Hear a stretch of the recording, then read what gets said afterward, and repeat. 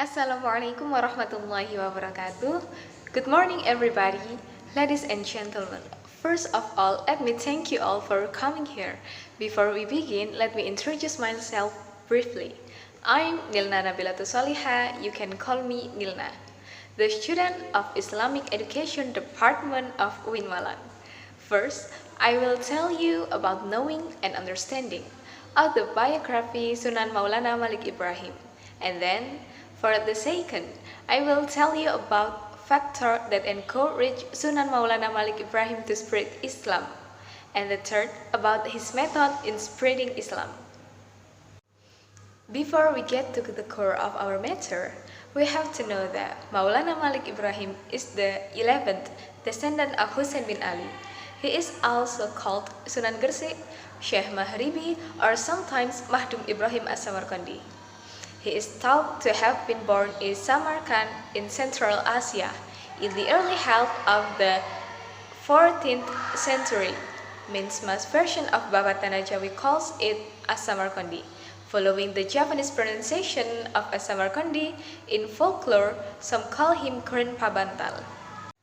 Malik Ibrahim is generally considered to be the first guardian to preach Islam in Java. He taught new methods of farming and embraced the common people, namely the Javanese people who were marginalized by the end of Majapahit rule. Malik Ibrahim tried to attract the heart of the people who were hit by an economic crisis and civil war. He built a boarding house for studying religion in Leran Gersik.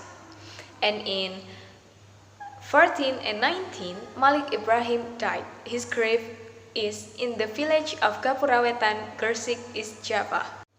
Okay, in this part of my presentation, I want to explain biography of Sunan Maulana Malik Ibrahim. Maulana Malik Ibrahim was the first figure to introduce Islam in Java. Maulana Malik Ibrahim or Mahdum Ibrahim as-Samarkandi was born in Samarkand, Central Asia. Maulana Malik Ibrahim is sometimes referred to as Syekh Maghribi. He is the sibling of Maulana Ishaq, a famous scholar in Samudra Pasai, as well as the father of Sunan Giri, or we can call Raden Paku. Ibrahim and Ishaq were the sons of a Persian scholar named Maulana Jumadil Kubro, who lived in Samarkand. Maulana Jumadil Kubro is believed to be the 10th descendant of Sayyidina Hussein, the grandson of the Prophet Muhammad SAW.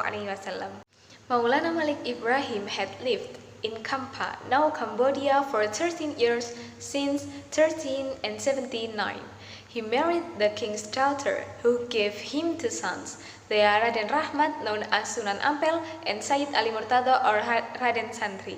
Feeling that it was enough to carry out the mission of preaching in the country, in 1392 Masehi, Maulana Malik Ibrahim moved to Java, leaving his family. Now, let's move on to the next point, which is factor that encourage Sunan Maulana Malik Ibrahim to spread Islam. Seen from the geographical location of the city of Gersik before the entry of Islam in Gersik, it can be seen from various fields, but in the political, economic, socio-cultural, and religious fields and beliefs of the people. However, pre-Islamic Gersik was already a developed city even though it had not received autonomy rights, but was still under the rule of the Majapahit kingdom. Meanwhile, at that time, Gersik, which was under the control of the Majapahit kingdom, it was known that the king of the Majapahit kingdom was a Hindu. So this is what made Syekh Maulana Malik Ibrahim want to invite the people who are under the power of the king of Majapahit, namely in Gersik and especially centered in the Leran area, to convert to Islam. By way of Syekh Maulana Malik Ibrahim, without forcing them to convert to Islam, namely with the strategies carried out by him: educational strategies, religious facilities, and economic facilities.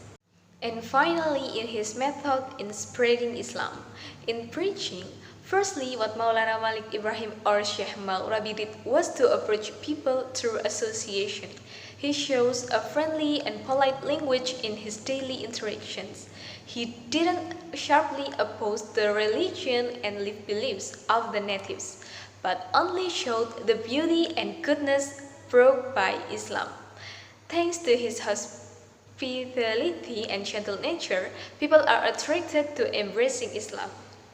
After successfully captivating the hearts of the surrounding community, Maulana Malik Ibrahim's next activity was trading. He traded in the open port, now called the village Romo Manyar. This trading activity allowed him to interact and be closer to the wider community, especially with people from the kingdom and the aristocratic who took part in trading activities both as traders, ship owners, and financiers. Okay, maybe this is all I can say. If there is less and more, I apologize profusely. Thank you and good luck. And before I end today's session, I will discuss again the main points in the biography of Sunan Maulana Malik Ibrahim. So, Maulana Malik Ibrahim was the first figure to introduce Islam in Java, and the factor that encouraged him to spread Islam is when seeing Gresik is still under the control of the Majapahit kingdom, that the king of the Majapahit kingdom was Hindu. So this is what makes Sheikh Maulana Malik Ibrahim want to invite people who are under the power of the king of Majapahit, namely in Gresik, and especially those based in the Leran area, to convert to Islam. In the method of spreading Islam, he made an approach to society through association. He displays friendly and polite language in his daily interactions. The next method is trading.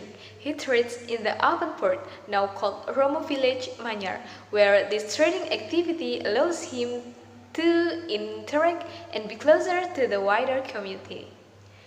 Yeah, if there is a discussion of the material that has not been understood, please ask question by writing in the comment column. Thank you. And I think that was enough from me. Wassalamualaikum warahmatullahi wabarakatuh.